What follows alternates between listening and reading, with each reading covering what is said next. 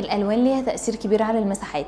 تعالوا نعرف ازاي بنختار الألوان وازاي ليها تأثير على التصميم. الألوان ممكن تخلي شكل المكان أكبر أو أصغر، وده خلى المصممين يشتغلوا مع المهندسين علشان يختاروا الألوان المناسبة لكل أوضة، وده بيكون على حسب وظيفتها وعلى حسب الضوء الطبيعي اللي بيدخل المكان. مثلا الألوان الفاتحة زي الأبيض والبيج بتخلي الأوض اللي مساحتها صغيرة تبان إنها شكلها أكبر. الألوان الباردة اللي زي الأزرق والأخضر بتدي إحساس بالهدوء، وعلشان السبب ده بنستخدمهم في أوض النوم والمكاتب. طبعا لازم نركز ان احنا نستخدم الالوان بشكل ذكي علشان نبرز مناطق معينة في الديكور زي الحوائط والاساس، وبنستخدم الالوان بمهارة عشان يضيف عمق وحيوية للمكان. مهم قوي نتعاون مع مهندس الديكور علشان نقدر نحدد الالوان الدهانات اللي احنا نقدر نستخدمها، وطبعا نختار الخامات اللي تقدر تتناسب مع طبيعة المكان.